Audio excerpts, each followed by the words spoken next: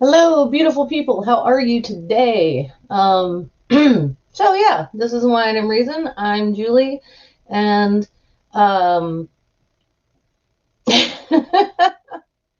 I'm gonna try never again. I'm gonna try to just be me and do this justice. I feel like I should have done more research, but I never feel like I've done enough research, so that's normal.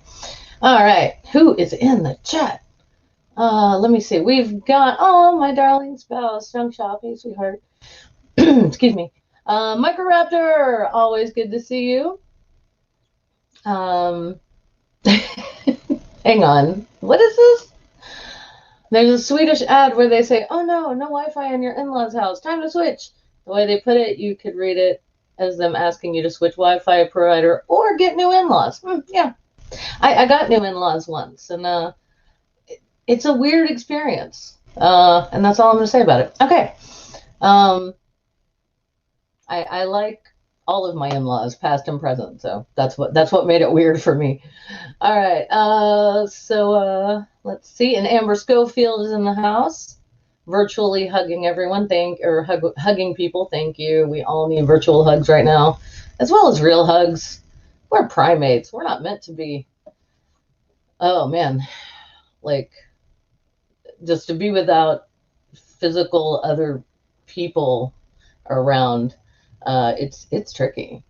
So yeah, to to everybody out there who's in lockdown in the UK and who should be in lockdown here and is trying to do the right thing and all of that stuff, like cheers, because whew. Mm. Oh, and this is not about COVID. This episode is specifically about um, writers have it hard enough. This is the writers have it hard enough edition. And that is simply because we do, especially fiction writers. So I'm going to get into that in 1 second. A bit of tea and Danish, Linda. Hey, girl. Let's see. Big love to Denmark. Hey. Oh, gave me a little black heart from my little black goth soul. Thank you. And of course, never again. Thank you so much. That is one clear picture. Can I just say that? Yes, you can just say that. Thank you. I'm glad it's clear. So I guess we'll address the elephant in the room first. Hey, Ox. Aw, so good to see you. Math Pig. Holy crap. Hey, man. Amiga Nuts in the house. God, everybody, all the cool kids are here. Thank you all so much. Yeah, the elephant in the room is, yes, I did dye my hair, and thank you, and it looks lovely. I'm quite pleased with it. Um, I love how I said thank you when no one had complimented me on my hair. You don't have to. That's not a thing that needs to happen because I dig it and that's all that matters. Yeah. Okay, so I made some pretty extensive notes for this one because I didn't want to stick you all with a bunch of ums and ahs. So we're gonna dive right in. So some of you have no doubt been seeing the hashtag make Disney pay, right? Well, this is kind of what this is about. I really hope this video doesn't get pulled just for saying the D word, but you never know. So we're just gonna get into it, and hopefully it'll be fine. So Disney is pulling some copyright shenanigans, and they're doing it to steal royalties from Alan Dean Foster. And if y'all don't know who Alan Dean Foster is, notably, as far as I'm concerned anyway, he wrote Splinter of the Mind's Eye, which is a really great Star Wars, extended universe novel. Um, oh, by the way, and the all of this comes from not that he wrote Splinter of the Mind's Eye, but the stuff about the royalties that all comes from an article recently in Newsweek, and that source is in the description. Okay, so according to Newsweek, Alan Dean Foster claims that royalties for his first Star Wars books, the aforementioned Splinter of the Mind's Eye and Star Wars from the Adventures of Luke Skywalker, stopped after Disney bought Lucasfilms in 2012. The interesting thing about, just as a side note, about Star Wars from the Adventures of Luke Skywalker is that Alan Dean Foster, he was the ghostwriter of that book.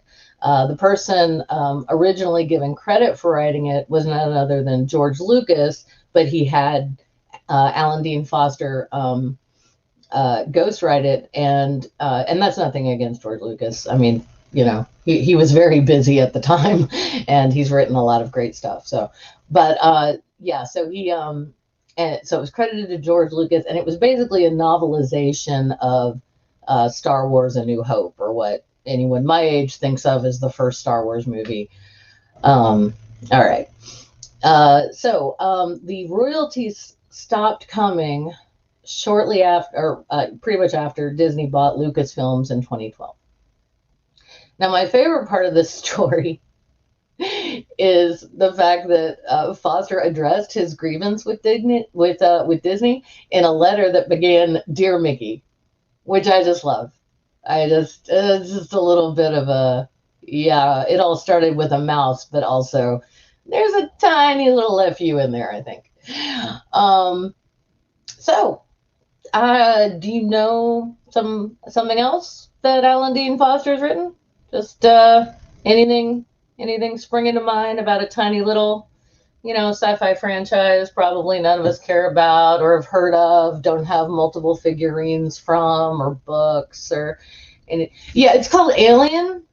Yeah, Alan Dean Foster wrote 3 Alien novels, which in this edition, which you can no longer get in the States, just this edition is out of print and has been for a while in the United States. Junk Shop actually found this in a bookshop in Scotland. So at Tapping Books in Edinburgh, and bought it so we could bring it home. And they'd been looking for Alien Omnibus that has all 3 of these novels in it for, I think they said 15 years. So yeah, yeah, no, not Star Trek, just Alien. But I don't know if he's written anything for Star Trek or not. Alan Dean Foster has written a lot. So yeah, but I love that in space no one can hear you scream, right? So good. Okay, yeah. So just motherfucking Alien. He's written for. Okay, sorry. So he's written for Alien, for Star Wars, and the thing is, when you write fiction, like, the money you make is, you may or may not get an advance depending on it. Actually, I'm not even going to say that because the publishing world has changed so much. So I'm just going to say, like, the money that you make off of books is in royalty checks, and it's essentially, you get cut royalty checks, from the publisher usually. So and it just happens periodically as people buy your books. So the problem, yeah, I love the H.R. Giger art, or Geiger art as well, Math Pig. Yeah, actually, not. Hey, Atheist Donna, good to see you. Hey, Purple. People sneaking in on me while I'm putting up a thing to read. No, that's fine. You guys are awesome. Oh, Team Predator, sorry. No sorry is necessary, Alex. Predator is awesome. Also, Alien versus Predator was oddly fantastic, stupid, big fun. I had no idea I'd love it as much as I did. Okay, so, yeah, so he wrote Alien. Just, no big deal. They're just 3 novels set in the Alien. Okay. Since Disney bought 20th Century Fox in 2019, Foster isn't getting the royalties from those novels either. So here's a quote from the Newsweek article from Alan Dean Foster. Quote, "All these books are still very much in print," wrote Foster. "They still earn money." This is from, I think, the Dear Mickey letter that he wrote to Disney. Yes, no, it is. I don't have to think that. It's factual. Okay, so I'll start over. Quote, "All these books are still very much in print. They still earn money for you." He made that one sentence by itself, so just, for emphasis, which is fun. "When one company buys another, they acquire its liabilities as well as its assets. You're certainly reaping the benefits of the assets. I'd very much like my minuscule, though it's not small to me, share." And that was, end quote, from the man himself, quoted in Newsweek. And here's the piece de resistance, as far as I'm concerned. Alan Dean Foster also wrote, quote, "My wife has serious medical issues And in 2016, I was diagnosed with an advanced form of cancer. We could use the money, not charity, just what I'm owed. Maybe someone in the right position just hasn't received the word, though after all these months of ignored requests and queries, that's hard to countenance. End quote. And I imagine that is hard to countenance. I realize, this topic is not my usual brand. There's nothing about religion or politics here. However, it is a topic that is close to my heart, because it's about writers and the protection of their work. It's incredibly difficult to make a living as a writer, and especially as a fiction writer.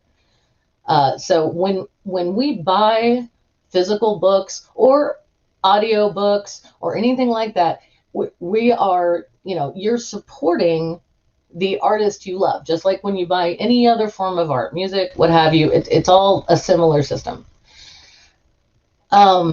And Alan Dean Foster has the talent, and he did the work, and he deserves the royalties for his work, especially since he has cancer.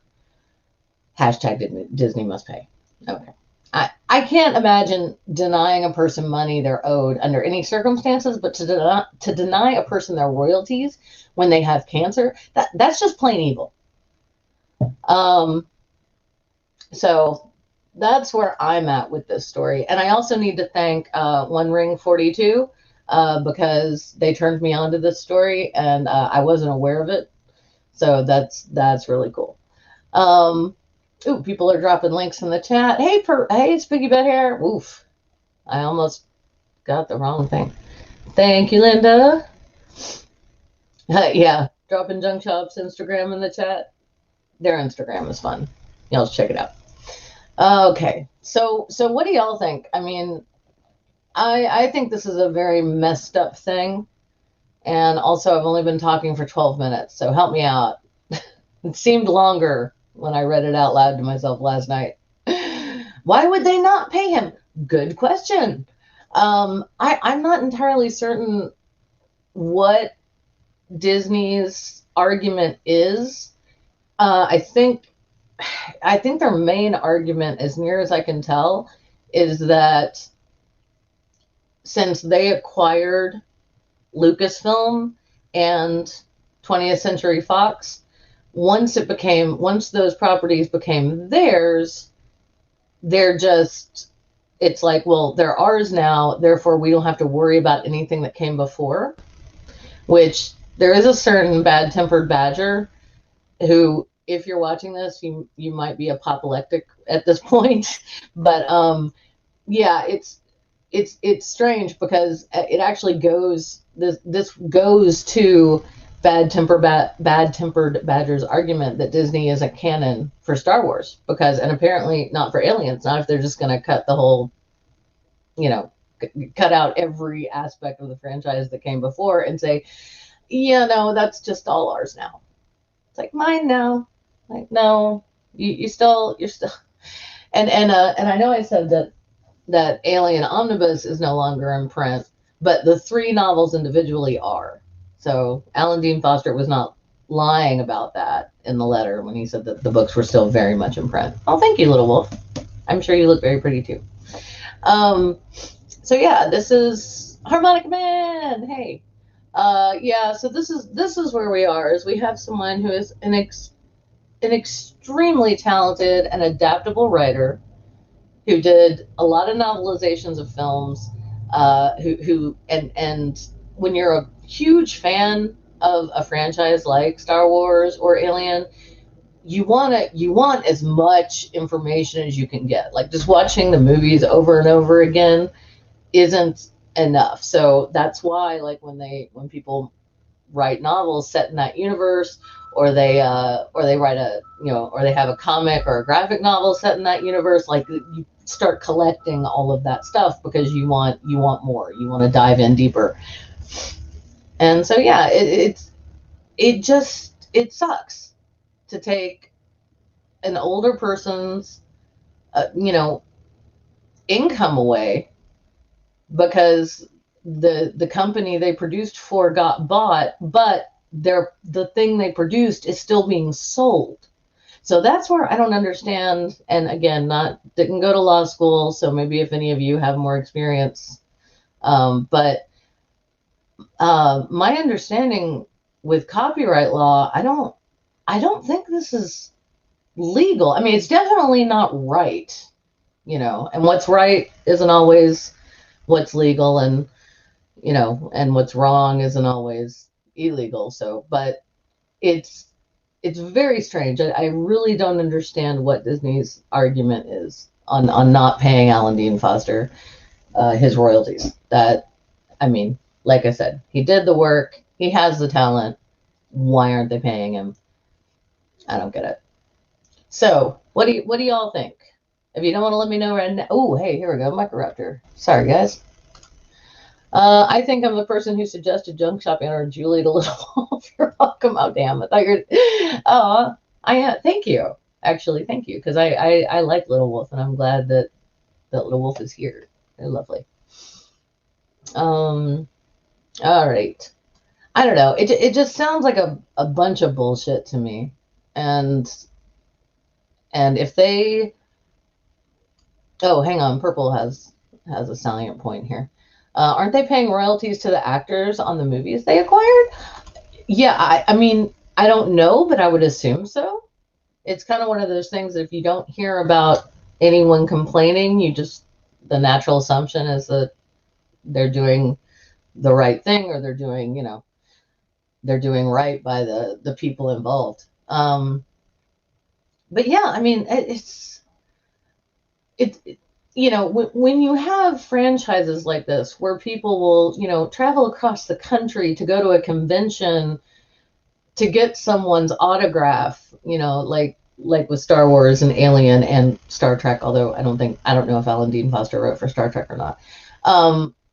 Things like that the fan base just keeps it going. I mean, we're the ones who keep this stuff alive and keep that marketability for them to make more, to go farther into these worlds they created.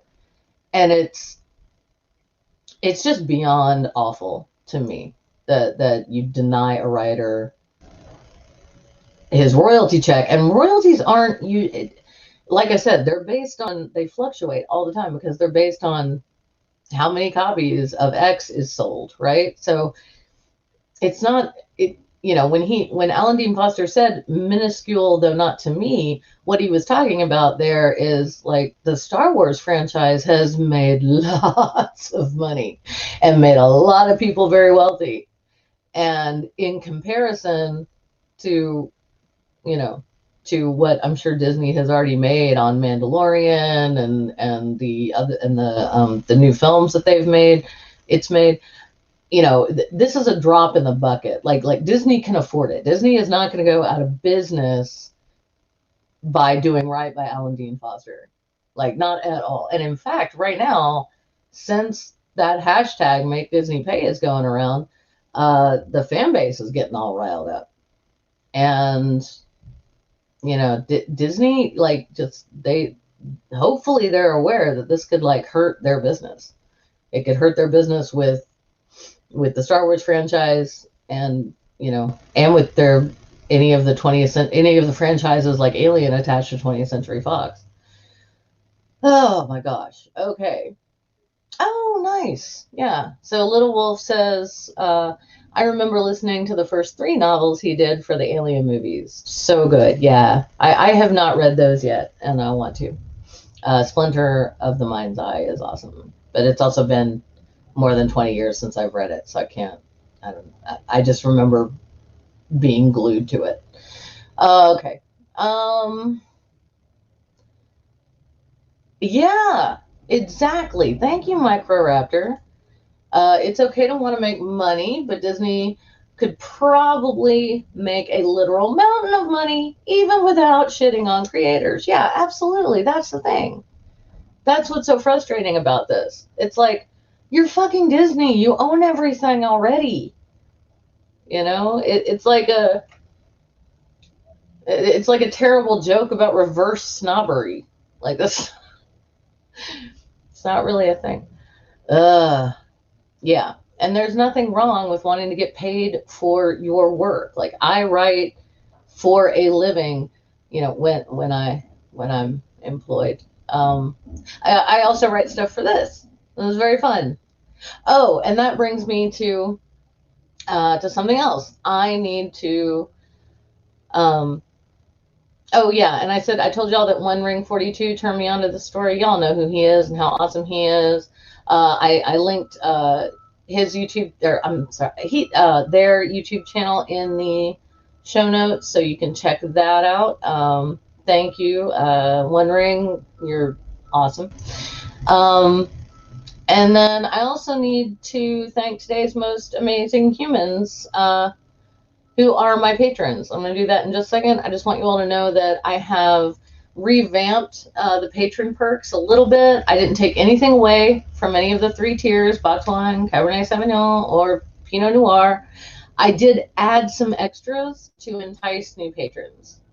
And I understand that now is the worst possible time to ask people to give me money for content that's, it's on a good day.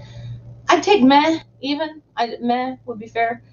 But as this channel is my only source of income right now, I'm kind of asking anyway, and I feel weird about it.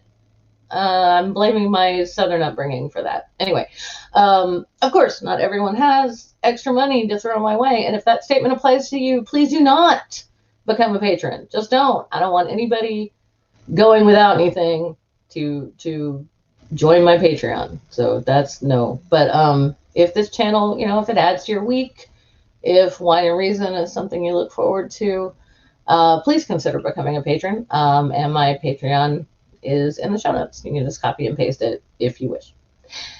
So, what do you guys think about copyright law? And those of you, most of the people in here are creators, at least on YouTube, but also I think a lot of you have other artistic, bents. Like are artists, writers, creative types of, any kind, musicians, what do you guys do? Brainbug, hey man, how's it going? Thank you, Microraptor. Yeah, you're right. It's a necessity. Yeah, everyone needs money. No shame in asking. Yeah, my mom keeps telling me that in reference to asking her for money, and turns out apparently I don't have to, because she's just going to periodically send me a check once in a while. Harmonica Man says, I don't make anything for my books. The prices reflect printing costs. Oh, yeah. Oh, whoops. Yay, at Mark Caesar. Hey, Mark Caesar. And thank you, Amiga Nuts, for shouting out Mark Caesar. I'm sorry. The chat is going so fast. I totally lost that comment that I was going to pull up. But yeah, printing costs are a bitch. So yeah, if you're publishing and on like Amazon, for example, that's the printing cost is going to be, that you can break even on that, unless like your book just sells and sells and sells, and then you will, I think at that point you make money. But I don't fully, the printing, or the publishing business has changed so much since I was learning about how it worked when I was getting my MFA, that I'm way behind on how it works. Yeah. Yes, Microraptor, programming counts. I can't do that, and that is a skill, and it's a creative skill, because you want to program elegantly, right? And you want to keep out as many bugs as possible. Sorry, brain bug, you know what I mean? And yeah, so brain bugs are always welcome, but bugs in code, not so good.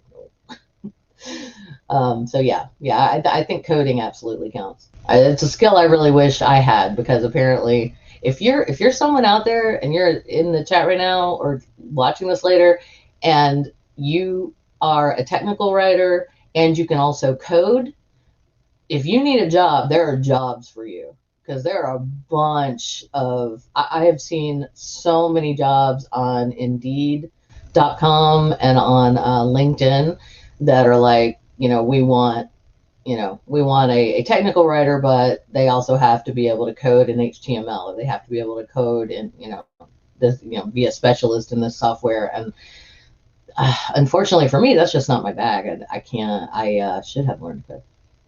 Here we go. Purple Roses Orange has got some information on publishing in terms of Amazon. Amazon's distribution cost on ebooks is next to nothing. Oh, that's cool. Okay.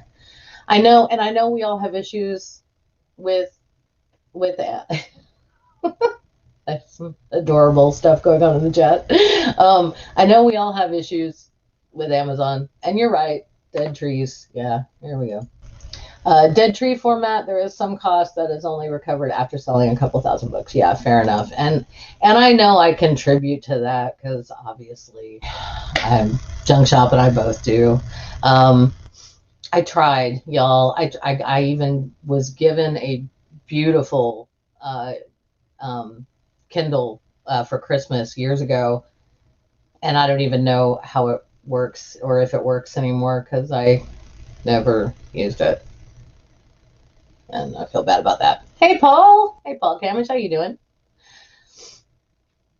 Microraptor. I don't like the idea of writing, but never really done it. I don't know what I would write. Yeah, that's a big part of it. It's you got to have an idea first, and I can tell you that it's interesting when I am writing, when I have a technical writing job and I'm writing 8 hours a day and working on technical material.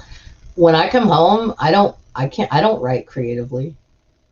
Why? I just can't. Like, it's like all of that that juice goes into my work at work, and I don't have anything left. So it's funny how that works. Yeah, fair enough. Never again, but I'm just not pulling that up because I'm not sure entirely. Yeah, Purple, you have trouble with ebooks. I do too. And again, a big part of that is just because I would read on a computer all day, and then coming home, that's the last thing I wanted to put my eyes through was reading on another screen. Let's see. But in all fairness, I also watched a lot of television when I would come home from that. Did I get here we go. Okay, so Little Wolf says, when it is a huge company that already has lots of money, like Disney, the smaller creators should be able to use, the smaller should be able to use bits and pieces of their work. Oh yeah, smaller creators should be able to use bits and pieces of their work without worry. Yeah, it is weird. I don't get, yeah. Microraptor talking about programming. The programming language JavaScript is sometimes written as GS. So whenever someone calls Junk Shop, JS rather, calls Junk Shop JS, I'm tempted to make a joke about Junk Shop not being a Boolean. No, not a Boolean phrase, which is a binary kind of variable. Oh, sorry. Yeah, I was thinking of the phrase that we used to have to do that with search engines, like put quotation marks to make. Yeah. Anyway, but yeah, okay. They are connected though. That's cool. That is a very niche joke, Microraptor, but I imagine there are people in this chat right now who would have gotten it. That would not be me. But okay. Oh, yeah, I need to thank my patrons. I was going to do that. I'm so sorry. Okay, so thank you to The Lone Wanderer, A Bit of Tea and Danish, Captain Kimothy, Mark Caesar, Santi the Sane, Microraptor, and Ox. Special thanks to Microraptor and Ox, my newest patrons. Thank you guys so much. Well, that's a gender neutral term for me, but so I hope no one's. But anyway, thank you all so much for that. And yeah, and I'm gonna check my notes to make sure I didn't forget anything because I'm organized and a total professional. All right, so yeah, so copyright law, that's an interesting thing, and it's very convoluted. I don't want to get into it too much, largely because my main experiences with copyright law had to do with fair use. when I was a teacher. And the nice thing, there's a great, like a fantastic actually part of copyright law is that if it's for educational purposes, you can use, virtually anything if it's for educational purposes, as long as it's okay with your school, that you're using it, it's fine. You're not going to violate copyright. And so that's nice and that's fun. Let's see. Yeah, I understand, Microraptor. I'm sorry about that. Yeah, I know. I should not have said guys. Yeah, I get why you prefer not to be called that. Yeah. Okay, so let's see. Where are we? Industrial hemp is far more sustainable for paper. U.S. copyright law says, oh, this is for Microraptor, or I'm sorry, gosh, I can't read it. Purple rhymes with orange says U.S. copyright law says you can use up to 17% of a published work under fair use. Okay, very nice. So like when you want to point out an example of something. I know we've all experienced, well, a lot of you mainly have experienced some issues with YouTube and, like things getting yanked and then having to appeal it. And yes, it does fall under fair use. But the bots or the algorithm, flagged it. Yeah. So, yeah. So yes, all right. That's honestly about all I got for you today, guys. This is kind of short. I got you in trouble, Ox. I'm sorry. Did you get in trouble at work? If you're at work watching this, that's your choice. Don't do that. You can come back and watch it later. I'm sorry if I got you in trouble. Oh, this is interesting. So, Microraptor says it's pretty funny that you get a copyright strike for reading the Bible on YouTube. Apparently, human laws are more important than God's laws. Yeah, that is the. Oh, no, you got lost. List. Oh, and you forgot to do my dishes, and the boss just came home. I got it. Gotcha. All right. Yeah, Microraptor. That's why Junk Shop uses the King James version, because it's in the public domain because it's hundreds of years old. But yeah, it is weird, right? And it's weird for a lot of reasons. I don't know. It's weird. But yeah, I like the tongue-in-cheek there. Human laws are more important than God's laws. That's like the central question in Antigone, right? Been talking about this for millennia. Yeah, copyright. I'm just gonna pull that up. That's easier. Exactly. Exactly. Oh, yeah. Give our love to your wife, Ox, and thank you, Microraptor. You are a lady and a scholar. Okay. Well, that's about all I got, folks. Which I realize, we made it over a half an hour. I'll give that a minute. Oh yeah, Ox. Yeah, the weird. You're right. I get it. It's like how do you copyright the bite? It's so old, right? No, what they do is they copyright specific translations. So, for example, this one. Okay. Ugh. This is the new revised standard version. And there should be, hang on, I'm be very careful not to dox my spouse because their name is in this one. This was published by Thomas Nelson Publishers for Cokesbury in Nashville and in Burlingame. And the copyright date is 1990 by Graded Press. Illustration copyright 1990 by Thomas Nelson Inc. So that's what happens basically when a new when a company comes out with a new translation or just a new version, they copyright their version so that they can get paid for the #1 selling book of all time. And how sad is that? Although, in all fairness, when the press was invented, that was the first thing that they printed was the Bible. So it did have a jump on everything else. All right. Yeah, I love all you guys. Love seeing the rainbows in the chat. The rainbow hearts in the chat. These are awesome. Yeah. We all need that right now, right? Oh, hey. I did not mean to pull that up, but it's a salient point. Oh yeah, the Gideons. That's a funny point about the Gideon. Yeah. And there we go with some more hearts from Never Again and stuff. That's awesome.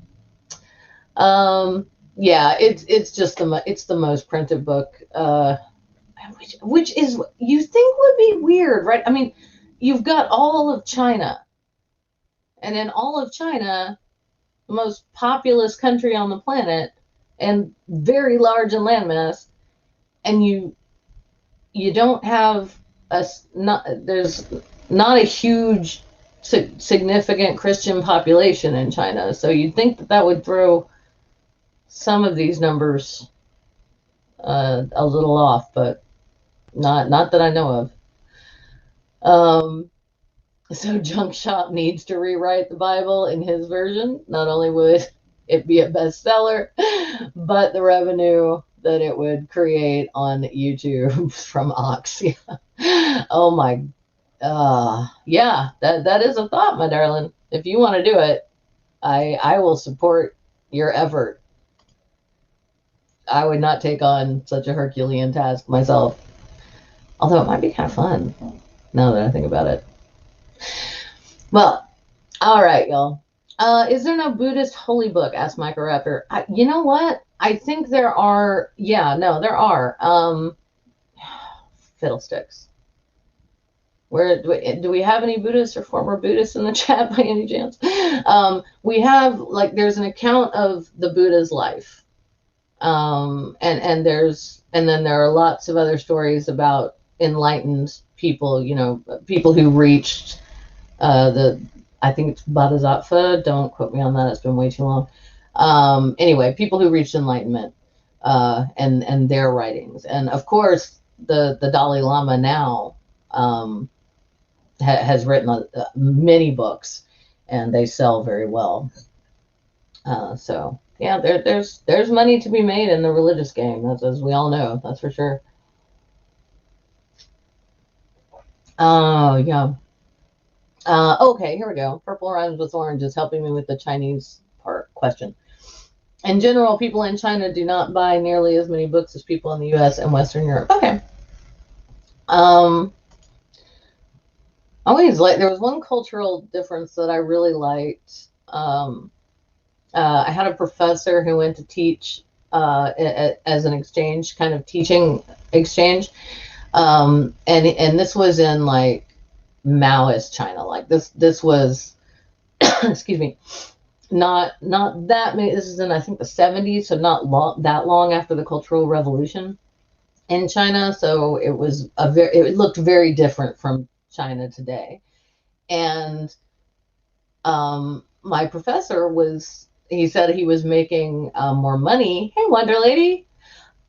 Excuse me, y'all. Sorry. It's not COVID, I promise. Every time I open a box, I get a sinus infection. Okay. So my professor was telling us about how he realized he was making significantly more money than the Chinese teachers, and it was because they were paying him on a scale that would equal what he'd be making here in the States for teaching. And he asked, and by then he'd become pretty good friends with another professor in particular. And so he felt comfortable enough to ask him about it. He was like, yeah, I'm okay. I just sound awful. Yeah, I'm fine, girl. No worries, Wonder Lady. I'm fine. I've got a sinus infection. Because I'm highly allergic to dust. And you know what happens when you unpack boxes from a move? Dust happens. And I'm just going to sound like this for a while, I think. Anyway, So my professor, he made friends with this other professor, native Chinese guy, teacher, awesome teacher. According to my professor, I never met him, but he felt comfortable enough to ask him about it. And he was like, "Hey, why am I getting paid so much? Like, how do you? Is it? What's the deal? Like, why are you paid so little, essentially?" And the Chinese professor said, "It honestly, what I make is fine in terms of providing for my family, but for us, it's not about how much we make. Their teaching is so respected in China that you're treated very well by society at large if you go into the teaching profession." And he said that's what attracts people to it, is that you have very high standing culturally speaking, which is an interesting thing to think about. I mean, I know we all have that favorite memory of a teacher, um, and all have that, at least one or two who kind of changed our lives on some level, or opened up, new worlds of thought. And we don't put our money where our mouths are on that in this country. But apparently they didn't in China either, which sucks. But that was, again, long time ago. That was in the 70s. I don't know what it's like now. That was just an old anecdote. Um, all right. And on that note, we're going to wind it up. We're almost at 45 minutes, and I have officially started babbling. Apologies to people who just came in, Wonder Lady and everybody. I'm sorry about that. But yeah, I'm gonna thank my patrons one more time because it makes me feel good. So to the Lone Wanderer, a bit of tea in Danish, Captain Timothy, Mark Caesar, Santi the Sane, Microraptor, and Ox. Thank you all. You are amazing. You really do make this show possible. And also, depending on also, I do take suggestions from my patrons on what to cover. So let me know if there's anything you're particularly interested in. Yeah, Wonder Lady, dude, I know exactly what you mean. Okay, I honestly never cared much for money until now. The older I get, the more expensive my life. Yeah, absolutely. You you get to this point where you need a little more security, right? And that's actually why I love teaching. And I've told you all that story. Uh, Random question: did you and Junk Shop know you were pansexual before Junk Shop came out as MB? Um, I knew I was bisexual. I had not encountered the term. I didn't encounter the term pansexual until uh, not that long ago, like in the last 2 years. And then I thought, oh, okay, well that makes sense because yeah, I've been attracted to all kinds of different people, and so I started identifying as pan before they came out, but actually them coming out kind of solidified the pansexuality for me in a very nice way. It was sort of this weird. It gave it this like, oh yeah, yeah, I really am pansexual, and I can say that because I'm married to an MB, and that's really cool. It just kind of gave it this, because for couples like us, it's really easy for us to pass. It's really easy for people to look at us and not think we're queer at all. And in the South, sometimes that's a good thing, but it kind of always made me feel kind of shitty inside, like I was an imposter or something when I say I'm part of the LGBTQIA community. Um, but no, I'm not an imposter, and neither is Junk Shop. And yeah, and hey, the Rainbow family loves everybody, so it's all good. Yeah, that's right, Purple. That is absolutely right. Yes, you do, and everybody needs to. I have to be me. No one else is qualified for the position. Damn straight. You are the king of Purple Land, population 1. And that is what you need to do in this life and be around for us too. Julie, have you noticed most people have distinct right? Yes, I have. We can have, oh girl, we could do a whole stream on that. Let's hit me up if you want to talk about that. I can tell. I can usually. Well, you know what? I'm gonna stop there because I don't want to. I don't want to talk about. I don't want to talk myself up on that level and then discover I'm horribly wrong. So I'm gonna stop and check my sources on that. As in, even simple tweets are enough to recognize someone without seeing their avatar. Only if I know them well, I would say, Faye. Only if I know them really well. Yeah, that well, microraptor, I understand that. I really do. Yeah, as open as I am about being queer, I don't want to. I don't want that to be the first thing people notice about me. Yeah, it's. I don't know. It is awkward, but I get what you're saying. It's like, can you just get to know me? It's not like I walk up to every new person and go, "I'm hideous." That would be awkward and probably scary for them. So no, I tend to like just let people get to know me first, and inevitably the "what church do you go to" thing comes up at some point. Yeah, we should do that, Faye. Let's do that. Um, if someone don't pay your rent or put food on your table, what they think don't matter from Ox. Yeah, you know what? I kind of agree there. Yep. All right. I can tell you when it comes to handwriting, I can probably tell a person's education level and possibly roughly where on the gender spectrum they are. Roughly. And that's because but they have to be fairly like on masculine or feminine ends of the gender spectrum for me to be able to tell gender from handwriting. But yeah. And and keep in mind, I'm saying gender there and not sex. It has nothing to do with, you know, what equipment you're born with. Oh, that's fair, brain bug. Yeah, I don't tell people I'm queer unless they ask. Well, yeah, because I mean, also there is a thing, and this is where I'm not where it seems kind of unfair to people who prefer to date people of the same not prefer. Damn it, I just made it sound like a choice. Jesus Christ. To gay people like lesbians and gay men like that this is where it feels a little like unfair is that yeah, because I'm queer but I can pass as straight, I don't have to answer a very personal question about who I choose to make love with the first moment anyone meets me at a party and and I'm on Junk Shop's arm or whatever. Like that's so yeah. All right. Well, on that note, I am going to wrap it up. I've been teasing that I'm going to wrap it up for about 10 minutes, but I'm really going to do it this time. So with that, thank you all so much for coming. I love you guys. I'm glad you had fun in the chat. And I'll see you next Tuesday. I'll see you Thursday for a couple stream.